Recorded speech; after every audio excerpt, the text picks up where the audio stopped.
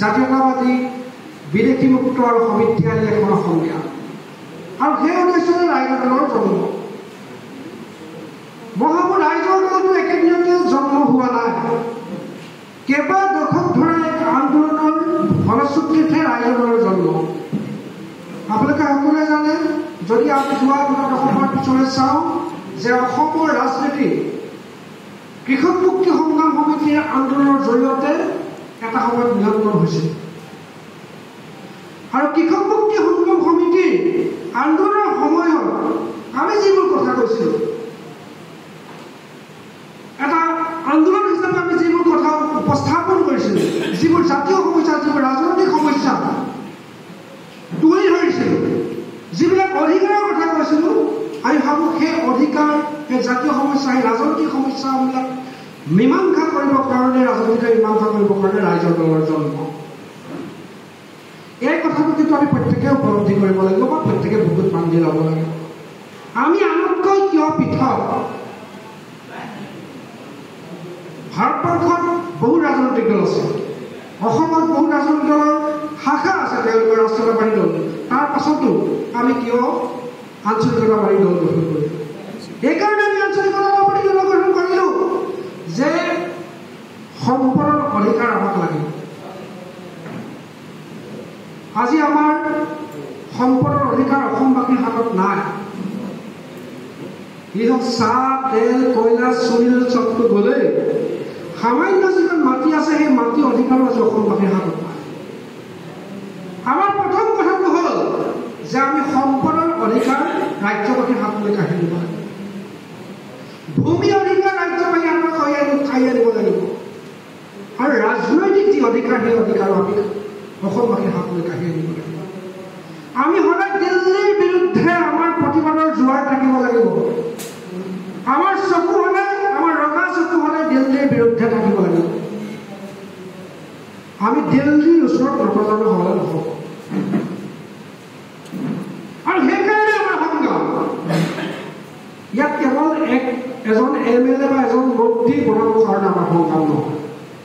আমাৰ সংগ্ৰামটো হৈছে অসম নামৰে ভূখণ্ডৰ প্ৰত্যেকজন মানুহৰ সম অধিকাৰ, সম বিকাশ, সমমৰ্যাদা থকা এখন আমাক অসম লাগে।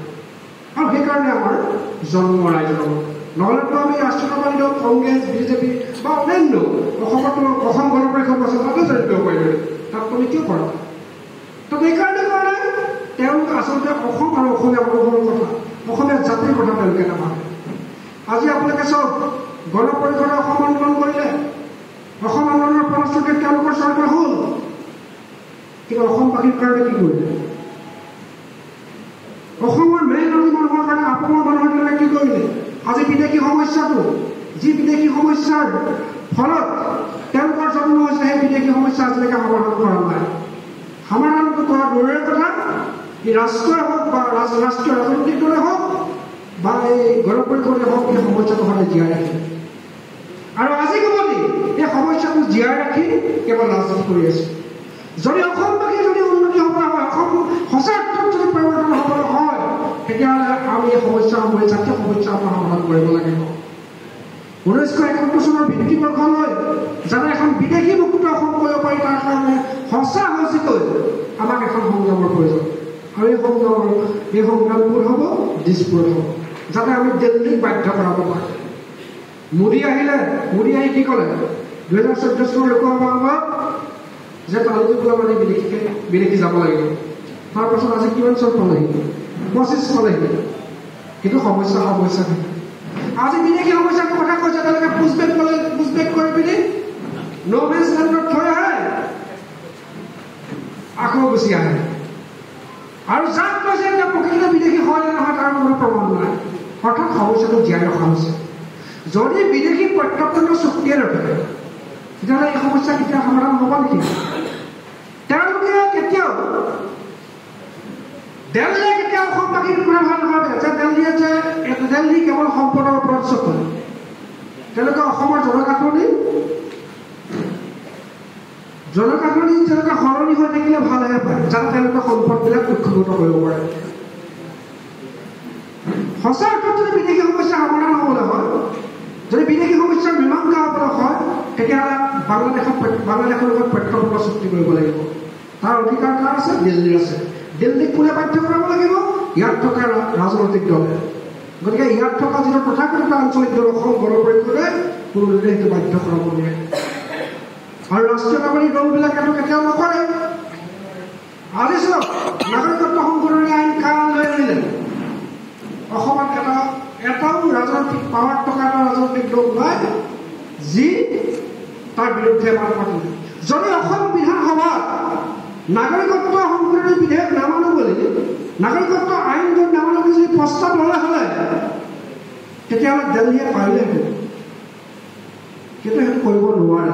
কাৰণ সেইটো কৰিব পাৰিব একমাত্ৰ আঞ্চলিকতাবাদী আৰু জাতীয়তাবাদী দলেহে।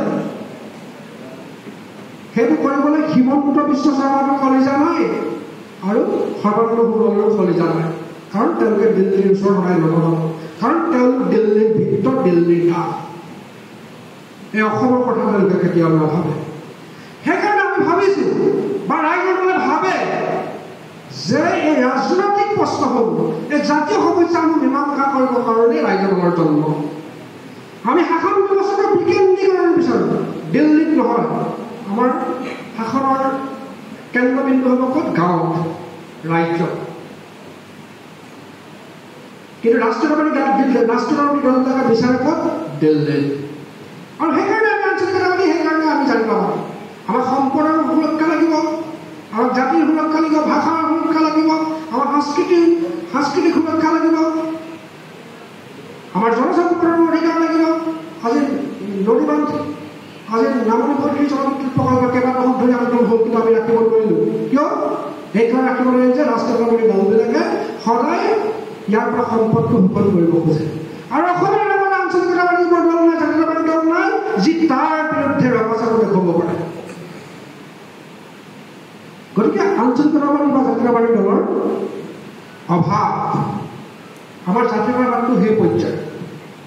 গতিকে আমি দিছপুৰত কেৱল মন্ত্ৰী বা MLA হ'বলৈ আমি এই জাতীয়তাবাদ কৰা নাই। আমি প্ৰত্যেকে ভাবিব লাগিব এই জাতীয়তাবাদ, এই আঞ্চলিকতাবাদ কৰিছোঁ আমি যে আমি আমাৰ সম্পদৰ অধিকাৰ সুৰক্ষা কৰিব লাগিব। আমি আমাৰ জাতিৰ ভৱিষ্যত সুৰক্ষা কৰিবৰ কাৰণে আমি এই জাতীয়তাবাদ, আমি আঞ্চলিকতাবাদ কৰিছোঁ। আৰু সেইকাৰণে আমি কিন্তু ক্ষমতাটো যাম। ক্ষমতা ক্ষমতাটো যে আমি ল'ম, মন্ত্ৰী আমাক ক্ষমতা লাগিব সেইকাৰণে যাতে আমি সেই জাতীয়তাবাদ, সেই আঞ্চলিকতাবাদ আইন প্ৰতিষ্ঠা কৰিব পাৰোঁ। অসমীয়া জাতিৰ ভৱিষ্যত একেবাৰে সুৰক্ষিত নহয়। আৰু এই জাতিৰ ভৱিষ্যত সুৰক্ষিত কৰিবৰ কাৰণে অন্তত আমি ৰাজনৈতিকভাৱে কেইটামান কাম কৰিব লাগিব।